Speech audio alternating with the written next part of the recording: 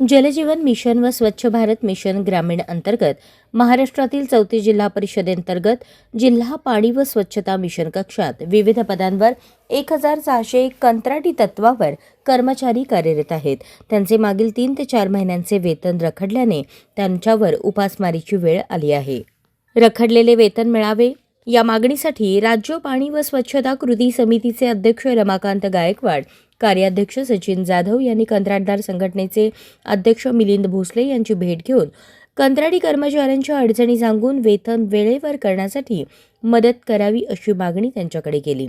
राज्यस्तरावर निधी उपलब्ध असूनही तांत्रिक कारण पुढे गेल्यामुळे कर्मचाऱ्यांना 4 महिन्यांचे वेतन देण्यात आलेले नाही. त्यामुळे कंत्राटी कर्मचाऱ्यांवर उपासमारीची वेळ आली आहे. वेतन तात्काळ मिळावे अशी मागणी कर्मचाऱ्यांमधून होत आहे. जलजीवन स्वच्छता विभागासाठी राज्य शासनाकडून कर्मचाऱ्यांच्या वेतनासाठी 10 कोटी इतका निधी मंजूर आहे, परंतु निधी वेळेवर येत नसल्याने वेतन होत नसल्याचा दावा कर्मचाऱ्यांनी केला आहे. तसेच पाणी पुरवठा व स्वच्छता विभागास निधी प्राप्त होईपर्यंत उपलब्ध निधीतून कर्मचाऱ्यांचे वेतन अदा करता आले नाहीत.